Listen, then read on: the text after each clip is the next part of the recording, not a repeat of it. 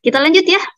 Baca dari Kak Zainal Husni dulu sebelum ada dari Roshi nih. Assalamualaikum warahmatullahi wabarakatuh. Selamat malam Kak Arif. Izin bertanya, Kak, menurut Kak Arif, syarat yang tepat untuk menjadi sebuah puisi itu seperti apa? Apakah bebas atau ada syarat tersendiri? Kalau terdiri hanya dari beberapa baris, apakah itu sudah bisa dikatakan puisi? Dan puisi yang bisa dibukukan secara tepatnya harus seperti apa? Nah, itu sebelum dijawab, kembali lagi ke poin adalah membaca detail. Dan jangan lupa, format kepenulisan dasar dalam puisi itu apa? Pertama, judul. Dari bawah judul, nama penulis kalian, yaitu kredit kalian sebagai penulis. Jangan lupa dilampirin di bawah judul. Udah judul, nama penulis, isian puisi kalian.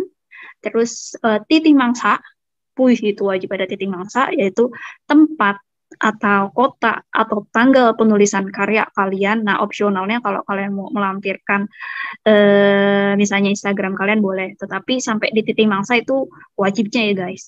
Nah, lalu biasanya kalau dibukukan dan ada di tulisan bannernya juga adalah bio narasi. Bio narasi itu adalah profil diri kalian sebagai penulis. Biasanya nih bio narasi penulis itu di angka 50 sampai 100 atau 50 ke bawah.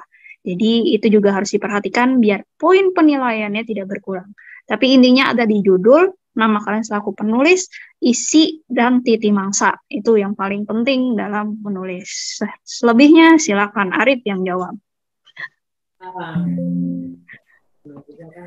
Kok Terima kasih. dibolong jawabannya?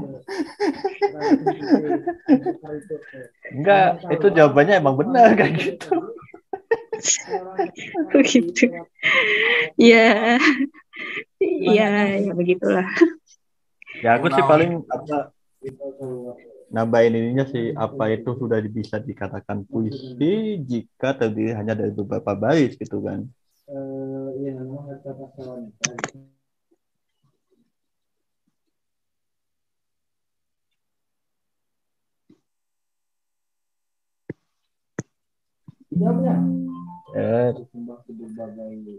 Ya itu siapa kalau misalkan bisa dikatakan puisi hanya dari beberapa baris gitu kan.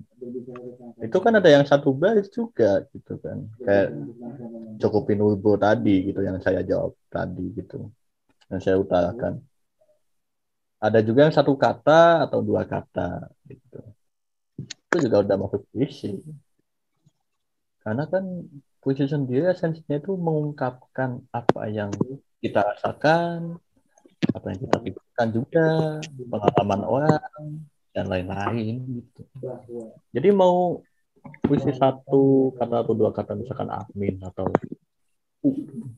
udah ya kayak gitu aja. Tapi kan yang kita tahu secara umum itu kan yang 4 bait, 4 baris atau lebih Nah, dari satu bait isinya 4 baris, biasanya umumnya gitu ya dari acara event. ini sih kayak gitu. Tapi kalau untuk pribadi gitu atau untuk dibukukan ya itu bebas aja, sekreatif kita atau sekreatif yang kita pengenin gitu. Kayak misalkan pengen coba bikin puisi 3 lembar gitu, ya bebas aja itu terserah penulisnya kan kalau itu. Kalau untuk pembukuan pribadi gitu, kalau untuk lomba ya kayak tadi kembali lagi. Tapi kan untuk formatnya tetap aja judul, nama, isi, sama titik mangsa itu wajib gitu. Bahkan Betul, kalau di buku solo itu sebenarnya nggak usah pakai nama. karena Kalau udah buku ada di solo, judul iya. Begitu. gitu. Iya, iya. Benar, Kak Zainal Husin. Sebenarnya sehari-hari kita sudah berpuisi kayaknya ya. Makanya sebagai penulis, kegiatan utama yang harus kamu lakukan adalah nulis. Jadi, biasakan diri kamu untuk menulis dimulai dari satu kata, lalu dikembangkan menjadi akhirnya selesai menjadi satu karya. Jadi sebenarnya sesimpel itu. Dan tadi disinggung, apa sih tadi? Penulis itu syarat apa apakah bebas? Nah, yang harus diperhatikan adalah kan puisi itu tuh nambahin Arif ya. Puisi itu tuh kan ada puisi lama dan puisi baru. Nah, puisi lama itu gimana sih cara ngebedainnya puisi lama sama puisi baru? Puisi lama itu yang memiliki aturan yang terikat. Jadi udah ada teori-teorinya nih. Misalnya kayak pantun. Kalau kalian belum tahu atau gimana, pantun itu termasuk salah satu jenis puisi lama. Betul atau tidak? Betul kan?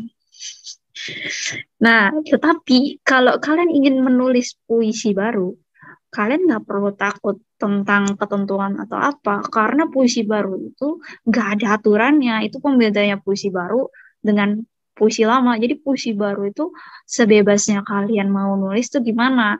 Tetapi pembedanya, kalau misalnya tadi udah disebutin sama Arif, kalau untuk karya solo itu bisa dibebaskan kepenulisannya sesuai apa yang kalian mau. Tetapi kalau misalnya karya puisi itu mau kalian jadikan lomba atau misalnya kalian ingin menjadi salah satu peserta di event menulis karya event menulis puisi nasional ini yang diadakan, mau ikutan event menulis puisi nasional yang diadakan Gapura Pustaka ini, pengen jadi juara atau yang kategori terpilih, berarti lihat syarat dan ketentuannya seperti apa dan aspek-aspek lainnya gimana. Nah, itu gunanya kalau ikut jadi peserta lomba adalah minimal baca dengan detail syarat dan ketentuan. Karena setiap penyelenggara atau lembaga yang menyediakan ininya kan beda-beda ya. Aturan syarat dan ketentuannya gitu. Nggak suka nulis, tapi ya udah, kalau nggak suka nulis mulai aja dulu. Kamu misalnya nih, kamu nulis typing chat di sini aja berarti kamu udah nulis sebenarnya. Sesimpel itu. Jadi semangat terus. Suka nulis atau tidak akan lebih baik jika kamu menyukai atau mencintainya terlebih dahulu sebelum nantinya akhirnya candu dan akhirnya menjadi suatu kebiasaan menulis. Jadi kalau nggak nulis sehari jadi gimana gitu. Ini ngetik kakak, ngetik gitu kan, nulis pakai alat sebenarnya. Nulis itu nggak harus dengan pena doang, pakai tangan. Tetapi ngetik itu tuh kan salah satu bahasa tulisan yang pakai alat typingnya, jadi orang juga tahu apa yang kamu komunikasikan. Kayak gitu sih sebenarnya. Ada yang mau ditambahin lagi nggak, Rip, sebelum kita masuk ke pertanyaan selanjutnya? Udah cukup jawabannya?